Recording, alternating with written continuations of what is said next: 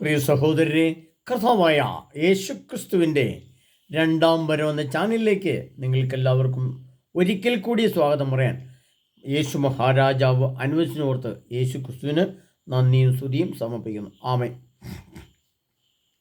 നമ്മൾ ഇന്നലെ എന്നെ ഒരു സഹോദരൻ വിളിച്ചു ചോദിച്ചു, ബ്രദറെ,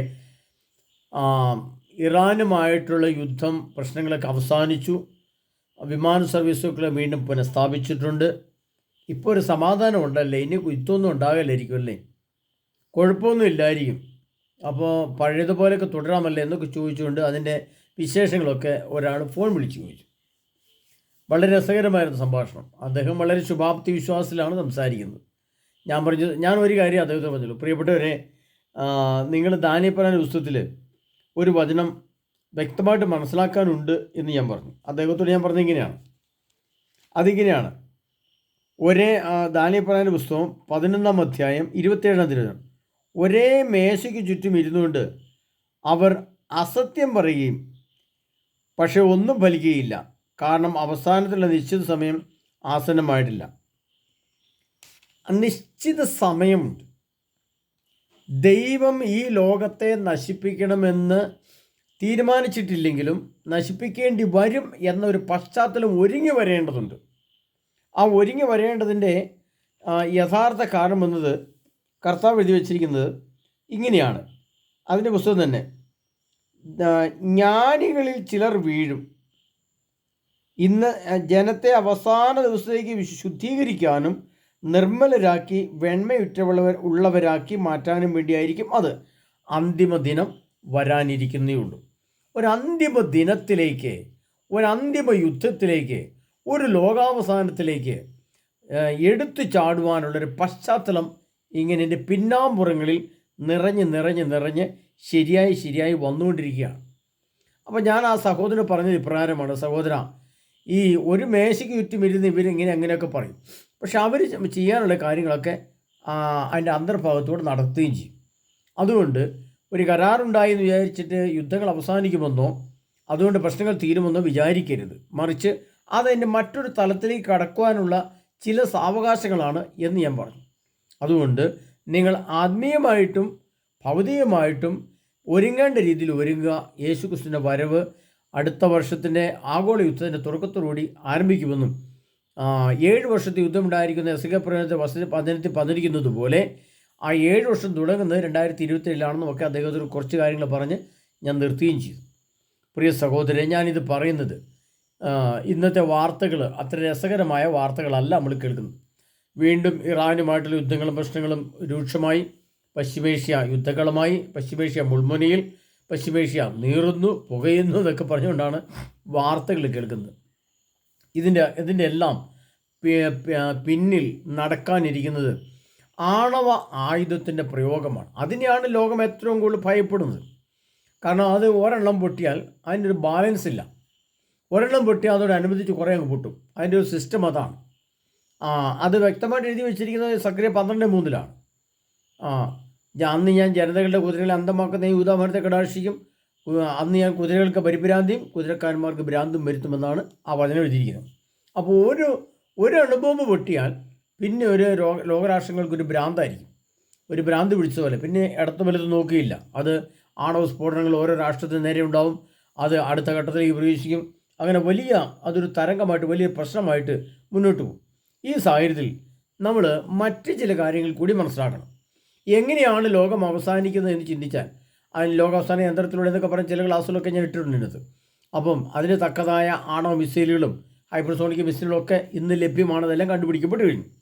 ഈ ഒരു പശ്ചാത്തലം, യുഗം അതിൻ്റെ അന്ത്യത്തിൽ, ലോകം അതിൻ്റെ അവസാനത്തിൽ, അതിൻ്റെ വിശുദ്ധീകരണത്തിൻ്റെ ശക്തി തകർക്കുമ്പോൾ ഇത് നിവൃത്തിയാകും. ഈ വചനമൊക്കെ വരുമ്പോൾ നമ്മൾ യുഗാന്തത്തെ സംബന്ധിക്കുന്ന പഠനങ്ങൾ നടത്തിയതിന് ശേഷം യുഗാന്തത്തെക്കുറിച്ച് വ്യക്തമായിട്ട് പറഞ്ഞിരിക്കുന്ന ദാനിയേൽ പുസ്തകം 12 അധ്യായത്തിലാണ്.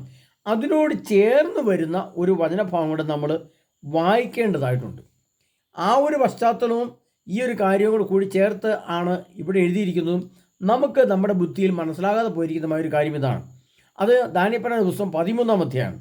13 അധ്യായത്തിൽ നമ്മൾ കാണുന്നത് ഇങ്ങനെയാണ്, അവർ തക്കം നോക്കിയിരിക്കെ പതിവ് പോലെ അവൾ 2 തോഴിമാരോടൊപ്പം ഉദ്യാനത്തിൽ കടന്നു. വലിയ ചൂടായിരുന്നത് കൊണ്ട് അവൾ കുളിക്കാൻ ഒരുങ്ങി ഒളിച്ചിരുന്ന് നോക്കിയിരുന്ന ആ 2 ശ്രേഷ്ഠന്മാരല്ലാതെ മറ്റാരും ഉണ്ടായിരുന്നില്ല. ഇന്നത്തെ കാലത്ത് നമുക്ക് മനസ്സിലാക്കാം, ഒളിച്ചിരുന്നാണ് എല്ലാം ചെയ്യുന്നത്. വലിയ ഒളിവിൻ്റെ ഒരു പശ്ചാത്തലമാണ് ഈ ലോകം മുഴുവൻ. മൊബൈൽ ഫോണത്തെ എൻ്റെ മൊബൈൽ ഫോൺ എനിക്ക് പ്രത്യേക പാസ്വേഡാണ്. അത് ഞാനിങ്ങനെയൊക്കെ ലോക്ക് ചെയ്ത് വെച്ചിരിക്കുകയാണ്. എനിക്ക് മാത്രമേ തുറക്കാൻ പറ്റുള്ളൂ. ആ പാസ്വേഡ് അറിയാവുന്ന എനിക്ക് മാത്രമേ തുറക്കാൻ പറ്റുള്ളൂ, മറ്റാർക്കും തുറക്കാൻ പറ്റില്ല. അപ്പോൾ അതിൻ്റെ രഹസ്യം എൻ്റെ ഹൃദയത്തിൽ ഇങ്ങനെ ഇരിക്കുക. ഞാനത് ഒളിച്ചു വെച്ചിരിക്കുകയാണ്. എൻ്റെ ഭാര്യയ്ക്ക് പോലും പറഞ്ഞു കൊടുക്കല, മക്കൾക്ക് ആർക്കും അറിയത്തില്ല, ലോകത്തിൽ ആർക്കും അറിയത്തില്ല. അവിടെ ഒരു ഒളിച്ചു കളി നമ്മൾ നടത്തുന്നുണ്ട്. അത് ഏത് കാലഘട്ടത്തിലാണ് ഈ ഒളിച്ചു കളി നടത്തുന്നത്? ആ കാലഘട്ടത്തെ അറിഞ്ഞുകൊണ്ട് വേണം നമ്മളിത് മനസ്സിലാക്കാൻ. ഇതൊരു 1000 വർഷം മുമ്പല്ല ഈ ഒളിച്ചു കളി നടക്കുന്നത്, ഇപ്പോഴാണ്.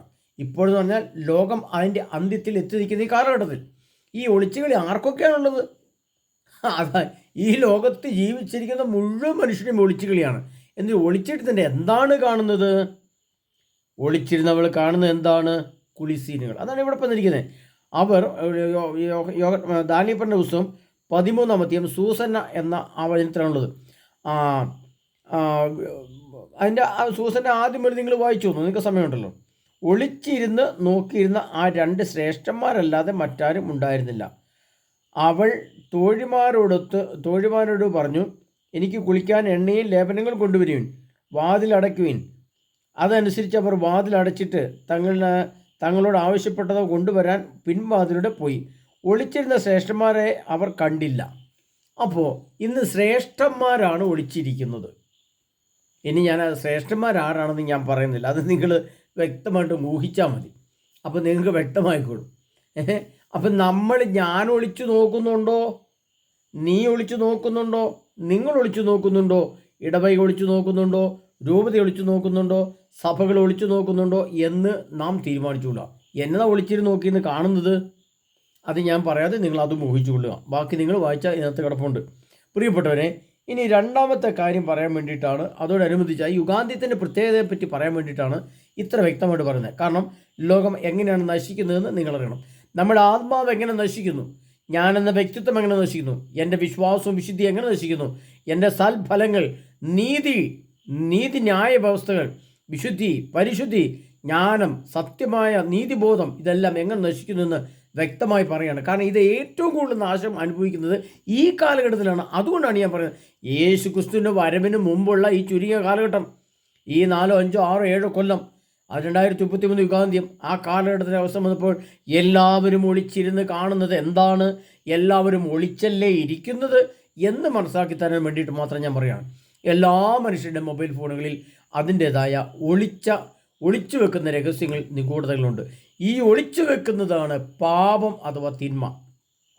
അപ്പം നമ്മളിൽ പാപമില്ല. അയ്യോ, എവിടെയാ പാപം? ഏതാ പാപം? കർത്താവായ യേശു ക്രിസ്തുവിൻ്റെ മുമ്പിൽ, സർവശക്തനായ ദൈവത്തിൻ്റെ മുമ്പിൽ ഒളിച്ചു വയ്ക്കപ്പെട്ട ഓരോ മൊബൈൽ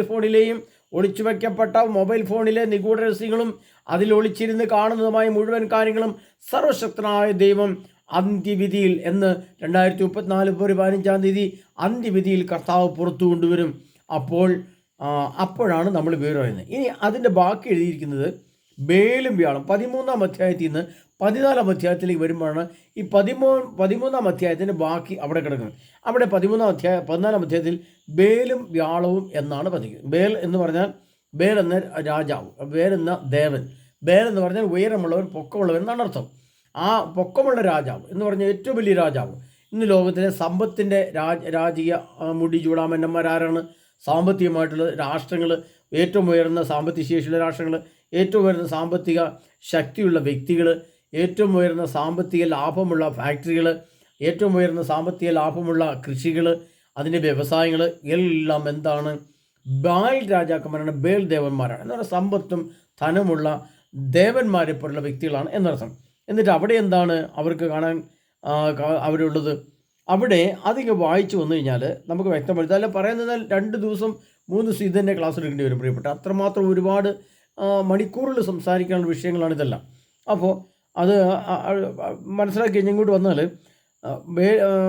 ദാനിയേൽ പ്രവചന പുസ്തകം 14-ാം അധ്യായം അതിൻ്റെ 17-ാം തിരുവചനത്തിൽ 16 മുതൽ വായിക്കാം. ദാനിയേലും അവനോടൊപ്പം എത്തി. രാജാവ് ചോദിച്ചു, ദാനിയേലെ, മുദ്രകൾ ഭദ്രമായിരിക്കുന്നുവോ? അപ്പോൾ ദാനിയേൽ പറഞ്ഞു, അവ ഭദ്രം തന്നെ. രാജാവ് പറഞ്ഞു, അപവചനം തന്നെ.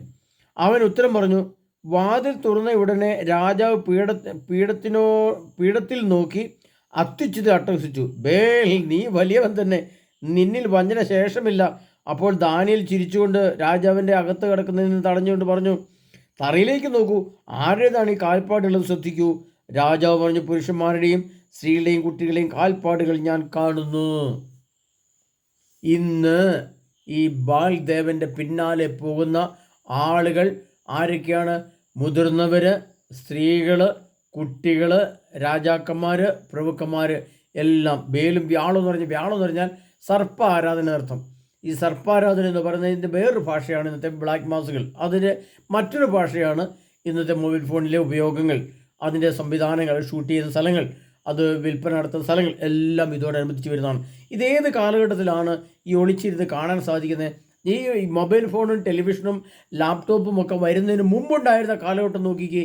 അന്നത്തെ കാലത്ത് ഒളിച്ചിരുന്ന് എന്തെങ്കിലും കാണുമെങ്കിൽ കാടുകളിലോ മരത്തിൻ്റെ മുകളിൽ ഒളിച്ചിരുന്ന കഥകളായിട്ട് പണ്ട് കഥകൾ പറഞ്ഞ് കേട്ടിട്ടുള്ള നമുക്കറിയില്ല. പക്ഷേ ആ പശ്ചാത്തലം അങ്ങനെയൊക്കെ പല കഥകളിലൊക്കെ ആയിട്ട് നമ്മൾ കേൾക്കുന്നുണ്ട്. അപ്പോൾ അതിൻ്റെ ഒരു ഇന്ന് ആ സംഭവങ്ങൾ ഇന്ന് തോട്ടിലും കാട്ടിലും മേട്ടിലൊന്നും പോയി ഒളിച്ചിരുന്ന് കാണേണ്ട ആവശ്യമില്ല. നമ്മുടെ മുറികളിൽ തന്നെ നമ്മളിൽ തന്നെ ഒളിക്കുകയാണ്. നമ്മുടെ മുറികൾ തന്നെയാണ് നമ്മുടെ ഒളി സങ്കേതങ്ങൾ. നാം ആയിരിക്കുന്ന സ്ഥലങ്ങൾ അനേകം ഒളിച്ചു വെക്കുന്ന സ്ഥലങ്ങളാണ്. അതുകൊണ്ട് കർത്താവ് ചോദിക്കുകയാണ്, ദാനിയേലെ മുദ്രകൾ ഭദ്രമായിരിക്കുന്നു ചോദിച്ചപ്പോൾ ദാനിയേൽ രാജാവ് പറഞ്ഞു, ദാനിയേൽ പറഞ്ഞു, മുദ്ര ഭദ്രമായിട്ടിരിക്കുന്നു, ശരി തന്നെ, ഒക്കെ ശരിയാണെന്ന് പറഞ്ഞു. അപ്പോൾ ആ മുദ്ര എന്ന് പറയുന്നത് ഏതാണ്? ഇന്ന് നമ്മുടെ ആത്മാവും മനസ്സും എന്തെല്ലാം കാര്യങ്ങൾ കൊണ്ടാണ് മുദ്രിതമായിരിക്കുന്നത്? യഥാർത്ഥ മുദ്ര എന്ന് പറയുന്നത് പരിശുദ്ധാത്മാവിൻ്റെ പ്രാവിൻ്റെ രൂപമുള്ള മുദ്രയാണ്.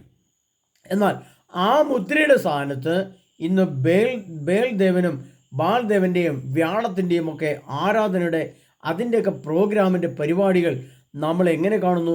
രഹസ്യ താവളമുണ്ടാക്കിയിട്ട്. എങ്ങനെയാണ് അത് പറയുന്നുണ്ട്? ദാനിയേലിന്റെ പുസ്തകം 14-22 അവിടെയാണ് പീഠത്തിലുള്ളതെല്ലാം ഭക്ഷിക്കുന്നതിന് വേണ്ടി പതിവായി തങ്ങൾ പ്രവേശിച്ചിരുന്ന രഹസ്യ കവാടം അവർ രാജാവിന് കാണിച്ചു കൊടുത്തു.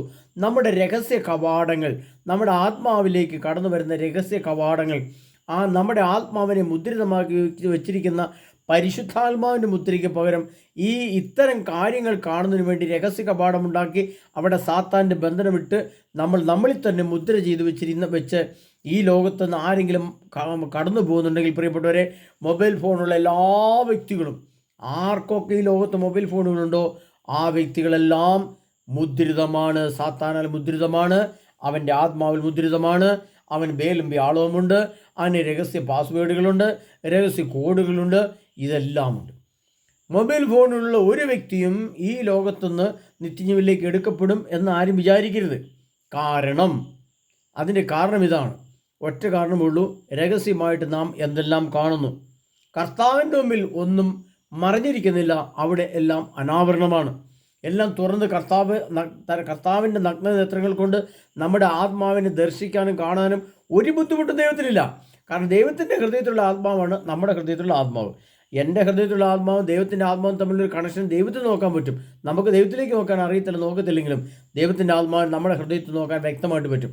അതിനെ പ്രിയ സഹോദരങ്ങളെ, ഈ കാലഘട്ടത്തെ നമ്മൾ വിവേചിക്കുമ്പോൾ യേശുക്രിസ്തുവിൻ്റെ വരവ് പടിവാതിക്കലായിട്ട് നിൽക്കുകയും യേശുക്രിസ്തുവിൻ്റെ വരവിൻ്റെ തുടക്കത്തിൻ്റെ ആഗോള 3-ാം ലോക മഹായുദ്ധം 2027 ആരംഭിക്കുമെന്ന പശ്ചാത്തലം ഒരുങ്ങി നിൽക്കുകയും ചെയ്യുന്ന കാലഘട്ടത്തിലാണ് ഈ സൂസന്നയുടെ സംഭവങ്ങളും ഈ ബേലും വ്യാളുന്ന 14 എന്ന 13-ാം അധ്യായം 14-ാം അധ്യായം എഴുതി വച്ചിരിക്കും. ഇതെല്ലാം ഏത് കാലഘട്ടത്തിലാണ്? 2000 ആണ്ടിന് ശേഷമുള്ള 2033 കാലഘട്ടം വരെയുള്ള ഈ ഒരു പ്രത്യേക പശ്ചാത്തലത്തിലാണ് നമ്മൾ വിചാരിക്കണം. അത് നമ്മൾ മനസ്സിലാക്കേണ്ടത്. ആ കാലഘട്ടത്തെയാണ് വ്യക്തമായിട്ട് മനസ്സിലാക്കേണ്ടത്. എന്ന് പറഞ്ഞാൽ ഇന്ന് മൊബൈൽ ഫോൺ ഉപയോഗിച്ച് അതിൻ്റെ രഹസ്യ പാസ്വേഡുകളൊക്കെ ഉപയോഗിച്ച് അതിൻ്റെ രഹസ്യ കവാടം ഉണ്ടാക്കി വെച്ച് രഹസ്യമുള്ള സാധനങ്ങളെ രഹസ്യമായിട്ട് കാണുകയും ചെയ്യുന്ന ഏതൊരു വ്യക്തിയും കാണാൻ സർവശക്തനായി പ്രപഞ്ചത്തെ സൃഷ്ടിച്ച സൃഷ്ടാവായ ദൈവത്തിന് സാധിക്കുമെന്നിരിക്കെ ഇതെല്ലാം വളരെ രഹസ്യമായിട്ട് വെച്ച് കാണുന്ന ഞാൻ സ്വർഗത്തിലേക്ക് പോകാൻ വേണ്ടി ഇങ്ങനെ റെഡി, എപ്പോൾ റാപ്ചർ ഉണ്ടാവും, ഇപ്പം റാപ്ചർ ഉണ്ടാവും, എന്നെ എടുത്തുകൊണ്ട് പോകും. ഞാനത് കുമ്പസാരിച്ചിട്ടുണ്ട്, കുർബാന എല്ലാ ദിവസവും സ്വീകരിച്ചിട്ടുണ്ട്. പന്തക്കുസ്തക്കാർ പറയുന്നു ഞാൻ ഇപ്പം റാപ്ചർ ഉണ്ടാകുമെന്ന് പറയും. ഞങ്ങളൊക്കെ എടുത്തുകൊണ്ട് പോകും, അവരുടെ സഭ എടുത്തുകൊണ്ട് പോകുന്നു. ക്രിസ്ത്യാനികളെ പറയും ഞാൻ എന്തിനാണ് കുമ്പസാരിച്ചാണ്, അണക്കരെ പോയിട്ട് വന്നേ ഉള്ളൂ, കൃപാസനത്തിൽ പോയിട്ട് വന്നേ ഉള്ളൂ, ഇപ്പം എവിടെയെല്ലാം പോയിട്ട് ധ്യാനം പോയിട്ട് വന്നേ ഉള്ളൂ, ഞാനിപ്പോൾ റാപ്ചറിന് ഒരുങ്ങിയിരിക്കുക, എന്നെ എടുത്തുകൊണ്ട് പോകും.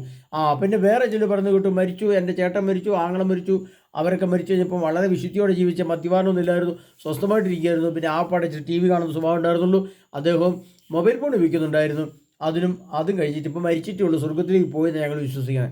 എൻ്റെ പൊന്നു സഹോദരനെ, നിങ്ങൾ മനസ്സിലാക്കുക, സ്വർഗീയ പ്രവേശനത്തിന് സർവശക്തനായ ദൈവം എഴുതി വെച്ച മാനദണ്ഡവും അതിനെ എഴുതി വെച്ച തിരുവചനങ്ങളും വേറെയാണ്. നിങ്ങൾ അത് അത് പഠിപ്പിക്കുന്നതിൽ ആരും പഠിപ്പിക്കുകയില്ല, ആർക്കും പഠിപ്പിക്കാനായിട്ട് അറിയത്തുമില്ല, ആർക്കും വിട്ടത് മനസ്സിലാക്കേണ്ട ആവശ്യമില്ല. നിന്റെ മരണത്തിൻ്റെ സമയം അടുക്കുമ്പോൾ നിന്റെ ആത്മാവ് നിന്നോട് സംസാരിക്കും. പ്രിയപ്പെട്ടവരെ, അങ്ങനെ ഒരു സംഭവം നടന്നത് ഞാൻ ഓർമ്മിക്കുകയാണ്. വർഷങ്ങൾക്ക് മുമ്പ് ഒരു വ്യക്തി മരിക്കാറായി, നല്ല മദ്യപാനിയാണ് അദ്ദേഹം മരിക്കാറായി. മുള്ളേഴ്സ് ഹോസ്പിറ്റൽ, മംഗലാപുരത്തുള്ള മുള്ളേഴ്സ് ഹോസ്പിറ്റൽ മരിക്കാറായി കിടക്കുന്നു. അദ്ദേഹത്തിൻ്റെ കൂട്ടുകാരൻ, എൻ്റെ ഒരു കൂട്ടുകാരനാണ്, അദ്ദേഹമാണ് അയാളെ കൊണ്ട് പോയത്. പക്ഷേ അദ്ദേഹം ഭാര്യയെ വേദനിപ്പിക്കുകയും ഒരുപാട് ചീത്ത വിളിക്കുകയും ഉപദ്രവിക്കുകയും ചെയ്തൊരു മനുഷ്യനായിരുന്നു. തകർന്ന കുടുംബബന്ധമായിരുന്നു. പക്ഷേ അദ്ദേഹത്തിൻ്റെ ലിവർ കേടായി മദ്യപാനത്തിലൂടെ. അദ്ദേഹം മരിക്കാറായി കഴിഞ്ഞപ്പോൾ മുള്ളേഴ്സ് ഹോസ്പിറ്റൽ ആശുപത്രി കിടക്കുന്നു. അദ്ദേഹം മരിക്കുന്നതിൻ്റെ തലേ ദിവസം തൻ്റെ കൂട്ടുകാരനോട് പറയുന്ന ഭാഗമാണ് ഞാൻ അദ്ദേഹം എന്നോട് പറഞ്ഞത്. അദ്ദേഹം പറഞ്ഞു, നീ എനിക്ക് വേണ്ടി ഒന്ന് സംസാരിക്കാൻ പറഞ്ഞു.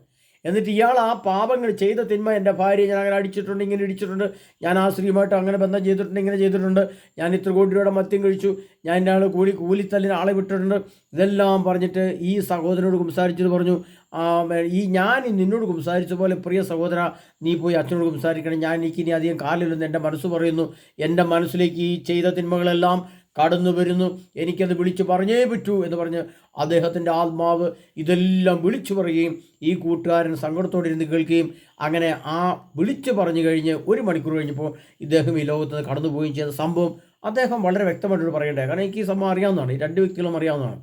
ഇത് സംഭവിച്ച കാര്യമാണ് ഞാൻ പറഞ്ഞത് പ്രിയപ്പെട്ടവരെ.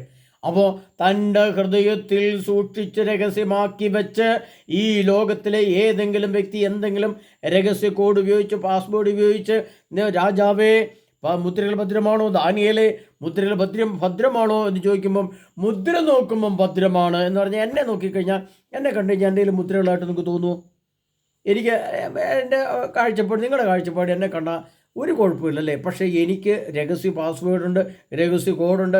രാത്രി എൻ്റെ 10 മണി രാത്രി സമയം കഴിഞ്ഞാൽ ഞാൻ എൻ്റെ മൊബൈൽ ഫോൺ ഉപയോഗിച്ച് ഞാൻ എന്തെല്ലാം കാണും, കേൾക്കും, അത് നിങ്ങൾക്ക് ആർക്കെങ്കിലും അറിയാമോ എന്നതുപോലെയാണ് പ്രിയപ്പെട്ടവരെല്ലാവരും. കാഴ്ചയിൽ എല്ലാവരും പരിശുദ്ധാത്മാവിന് മുദ്രിത. കാരണം രാവിലെ പോയി പരിശുദ്ധ കുർബാന സ്വീകരിച്ച ഈ പരിശുദ്ധ കുർബാന രാവിലെ സ്വീകരിച്ച് അത് ചൊല്ലുന്ന അച്ഛനോ മെത്രാനോ ആരുമായിക്കൊള്ളട്ടെ, അത് സ്വീകരിക്കുന്ന ക്രിസ്ത്യാനി ആരുമായിക്കൊള്ളട്ടെ, കന്യാസ്ത്രീ ആയിക്കോട്ടെ, എന്നിട്ട് രാത്രിയിൽ ഈ മൊബൈൽ ഫോൺ ഉപയോഗിച്ച് എന്തെങ്കിലും കണ്ടെങ്കിൽ ആ കാണാൻ വേണ്ടി മൊബൈൽ ഫോൺ ഓണാക്കുന്ന സമയത്ത് നീ സ്വീകരിച്ച നിൻ്റെ കുർബാന നിന്നിൽ സാത്താൻ്റെ പിശാചായിട്ട് മാറും. അങ്ങനെ നീ 10,000 കുർബാന കണ്ടാൽ 10,000 പിശാച് നിൻ്റെ ഹൃദയത്തിലായിരിക്കുമെന്ന് വ്യക്തമായിട്ട് ഓർത്തു. അത് ഓർമ്മിച്ച് വെക്കണം, അത് അറിയണം. അത് മെത്രാനെന്നോ കർദിനാളെന്നോ മാർപ്പാപ്പയെന്നോ ക്രിസ്ത്യാനിയെന്നോ കന്യാസ്ത്രീയെന്നോ വചനപോഷനെന്നോ ഒരു കണക്കുമില്ല. ഓർത്തു വെച്ചോണം. പരിശുദ്ധാത്മാവിനാൽ മുദ്രിതമായ ഒരു വ്യക്തിക്ക് മൊബൈൽ ഫോൺ ഉപയോഗിക്കാൻ ദൈവം അനുവദിച്ചിട്ടില്ല. വിശുദ്ധ ഗ്രന്ഥപ്രകാരം മൊബൈൽ ഫോണ്, ലാപ്ടോപ്പ്, ഇലക്ട്രോണിക്സ് ഉപകരണങ്ങൾ ഉപയോഗിക്കാൻ പാടില്ല. അത് ഞാൻ ഒരിക്കൽ കാണിച്ചത് കത്തോലിക്ക സഭയുടെ മതബോധ ഗ്രന്ഥം ഞാൻ നിങ്ങളെ പണ്ട് കാണിച്ചെന്ന് ഓർക്കുന്നുണ്ടാവും നിങ്ങൾ. ഇതിനകത്ത് എഴുതിയിട്ടുണ്ട്, ഇത് ഉപയോഗിക്കരുത്, കാണരുത്, നോക്കരുത്, കേൾക്കരുതെന്ന്. കത്തോലിക്ക സഭയുടെ മതബോധന ഗ്രന്ഥമാണിത്.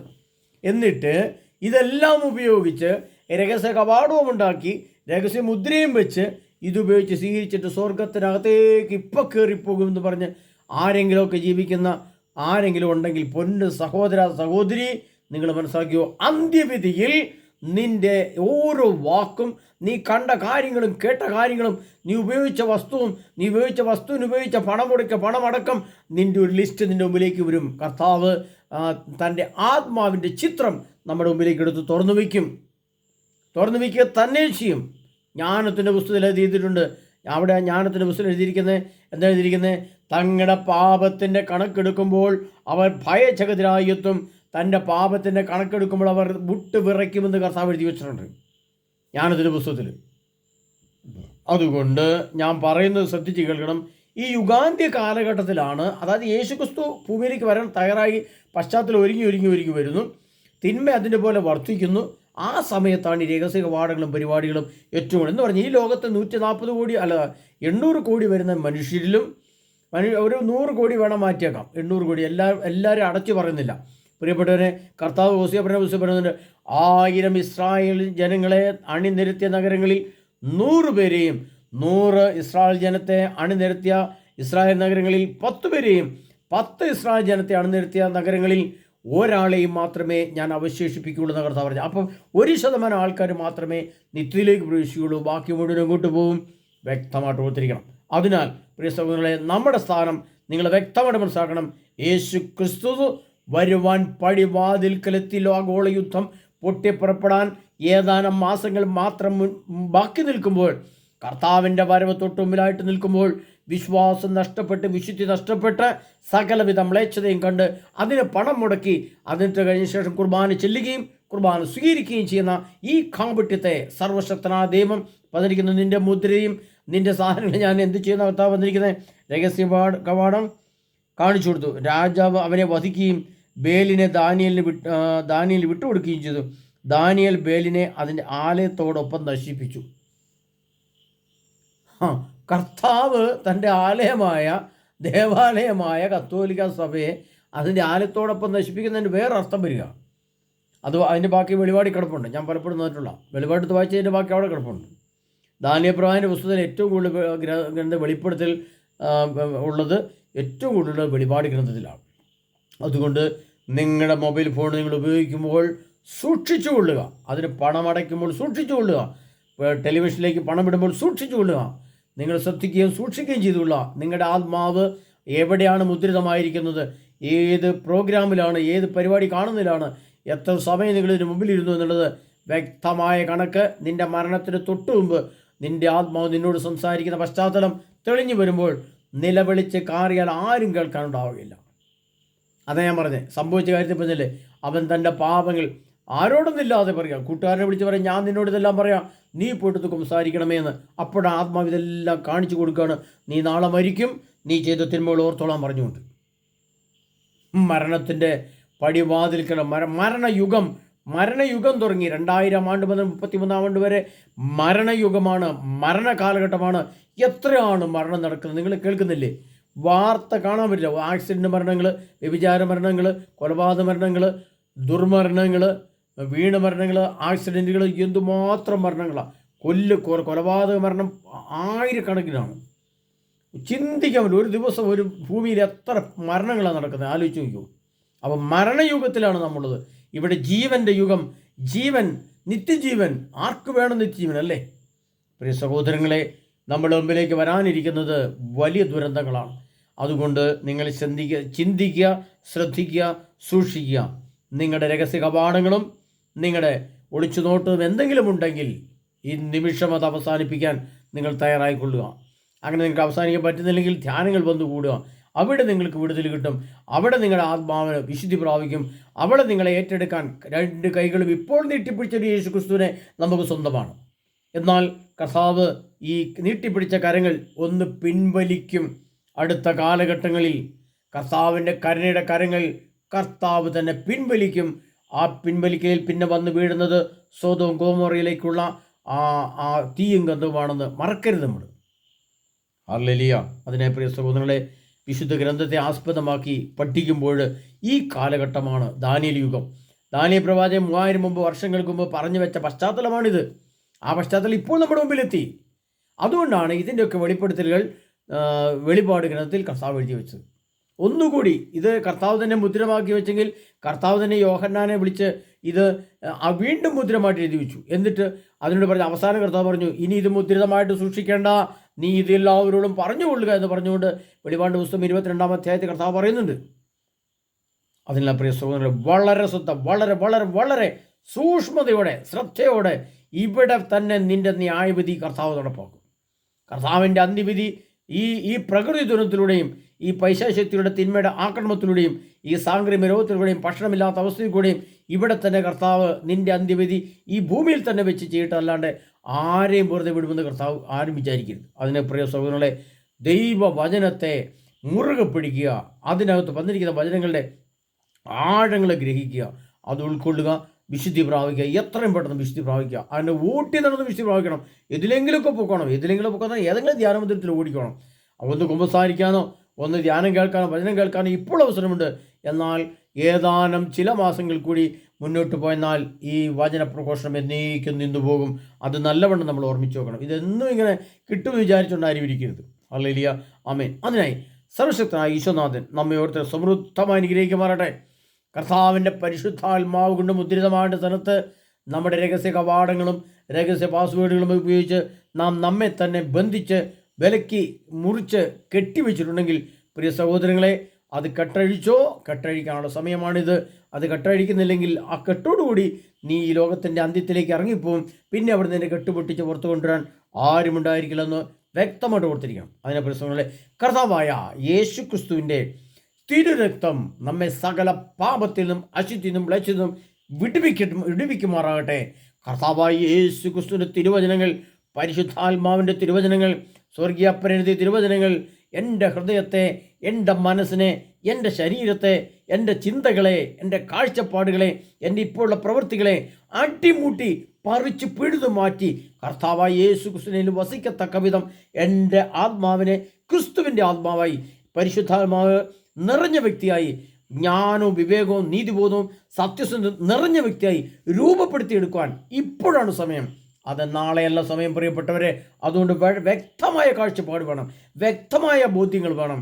അത് ജോലി രാജിവെക്കണം, അവധി എടുക്കേണ്ട അവധി എടുക്കണം, എന്നിട്ട് വന്ന് വചനം ശ്രമിക്കണം. കാലം എവിടെ എത്തി, ലോകം എങ്ങോട്ട് പോകുന്നു, എപ്പോഴാണ് യേശുവിൻ്റെ വരവ് അറിയാനുള്ള എല്ലാ വ്യക്തമായ ബോധ്യങ്ങളും പ്രബോധനങ്ങളും തരാൻ വിശുദ്ധ ഗ്രന്ഥത്തിൽ ഉണ്ട് പ്രിയ സഹോദരങ്ങളെ. അല്ലാതെ അത് പിതാവല്ലാതെ പുത്ര പോലും അറിയുന്നില്ല, സ്വർഗത്തിലെ ദൂതന്മാർക്ക് അറിയത്തില്ല, അത് പുത്രനും അറിയത്തില്ല, ദൂതന്മാർക്ക് ആർക്കും അറിയത്തില്ലെന്നല്ല വന്നിരിക്കുന്ന പ്രിയപ്പെട്ടവരെ. ലൂക്ക 10:20 എടുത്ത് വായിക്ക്. പുത്രൻ ആർക്ക് വെളിപ്പെടുത്തി കൊടുക്കാൻ ആഗ്രഹിക്കുന്നു അവനുമല്ലാതെ മറ്റാരും അറിയുന്നില്ല എന്ന് പറഞ്ഞിരിക്കുന്ന കർത്താവ്. യോഹന്നാൻ 16:13 കർത്താവ് എന്താ പറഞ്ഞത്? പരിശുദ്ധാത്മാവ് വന്നു കഴിയുമ്പോൾ അവൻ നിങ്ങളെ സത്യത്തിൻ്റെ പൂർണ്ണതയിലേക്ക് ആനയിക്കും, അവൻ വരാനിരിക്കുന്ന കാര്യങ്ങൾ മുൻകൂട്ടി നിങ്ങളെ അറിയിക്കും. അത് എഴുതിയിട്ടില്ലേ? കുർദസ്കാരുടെ ലേഖനത്തിൽ എഴുതിയിട്ടുണ്ട്, ദൈവത്തിൻ്റെ ആത്മാവുള്ള വ്യക്തി എല്ലാം അന്വേഷിച്ച് കണ്ടെത്തുന്നു. വ്യക്തമായിട്ട് എഴുതിയിട്ടുണ്ട്. പരിശുദ്ധാത്മാവ് നമ്മളിലേക്ക് വന്നു കഴിയുമ്പോൾ ഇതെല്ലാം നമുക്ക് ഗ്രഹിക്കാൻ സാധിക്കും. പരിശുദ്ധാത്മാവ് നമ്മളിലില്ല എന്നുള്ള തെളിവുകളാണ് ഇത്തരം കാര്യങ്ങളുടെ അടിസ്ഥാനം. അതിനാൽ ഒരേ ഒരു അവസരം, ചുരുങ്ങിയ മാസങ്ങൾ, അവസാനം ചില മാസങ്ങൾ, നമുക്കറിയാം ഹോർമോസ് കടലിടുക്കിൻ്റെ പ്രശ്നങ്ങൾ നമുക്ക് കാണുന്നുണ്ട്. യുദ്ധം മുറുകുന്നുണ്ട്. യുദ്ധം ഒരിക്കലും ഇനി നിൽക്കുകയില്ല പ്രിയപ്പെട്ടവരെ. യുദ്ധം അതിൻ്റെ 2ാം ഘട്ടം, 3ാം ഘട്ടം, 4ാം ഘട്ടം കടന്ന് 27 കാലഘട്ടമാകുമ്പോൾ, 2027 കാലഘട്ടമാകുമ്പോൾ ഇസ്രായേൽക്കാർ അവിടെ 3ാം ജെറുസലേം ദേവാലയം പണിയും. ആ പണിയോടുകൂടി യുദ്ധത്തിൻ്റെ ഗതി അപ്പം തന്നെ മാറും. അതാണ് സക്രിയ 12:3 എടുത്തു വെച്ച് വായിക്കണം. ഹല്ലേലൂയ. അപ്പോൾ അറിയാം കാര്യങ്ങൾ എങ്ങോട്ടാണ് പോകുന്നതെന്ന്. പ്രിയ സഹോദരങ്ങളെ, ഒരുങ്ങുവാനുള്ള ഏതാനും ചില മാസങ്ങളാണ് നമ്മുടെ മുന്നിലുള്ളത്. ഒരുങ്ങാൻ തന്നെ ചുമ്മാ പുതിയ ഡ്രസ്സ് മേടിച്ചുകൊണ്ടെന്ന് പുതിയ ചുരിദാറിട്ടൊക്കെ നടന്നാൽ പോരാ. അതൊന്നും ഒരുങ്ങലല്ല, അതൊക്കെ ശപിക്കപ്പെട്ടവരുടെ ലക്ഷണങ്ങളാണ്. ശാപഗ്രസ്തമാണ് ഇന്നത്തെ തലമുറ. അതിൽ നിന്ന് വിമോചനം നേടാനുള്ള വചനം, തിരുവചനം, വിശുദ്ധ ഗ്രന്ഥത്തിലെ കലർപ്പില്ലാത്ത, മായമില്ലാത്ത നേരിട്ടുള്ള അർത്ഥം, അതിനകത്ത് മറ്റൊരുവിധ അർത്ഥങ്ങളും ചേർക്കാതെ പരിശുദ്ധിയോടെ സംസാരിക്കുന്ന തിരുവചനങ്ങളെ നേരിട്ട് ഗ്രഹിക്കാൻ നിങ്ങൾക്ക് കിട്ടുന്ന ഒരേ ഒരു സ്ഥലവും സ്ഥാപനവുമാണ്. അതിൻ്റെ സംവിധാനമാണ് ഇന്ന് എളിയദാസിൽ കൂടെ നടക്കുന്ന ധ്യാനങ്ങൾ, ക്ലാസ്സും. അതുകൊണ്ട് ഡേറ്റുകൾ ഞാൻ പറഞ്ഞിട്ടുണ്ട്, സ്ഥലം പറഞ്ഞിട്ടുണ്ട്. ശ്രദ്ധിക്കുക, സൂക്ഷ്മതയോടെ മുന്നോട്ട് നീങ്ങുക. അതിനെ നമുക്ക് പ്രാർത്ഥിച്ചൊരുങ്ങാം. നമ്മളെല്ലാവരും സമൃദ്ധമായി അനുഗ്രഹിക്കുമാറാട്ടെ. ആമേൻ.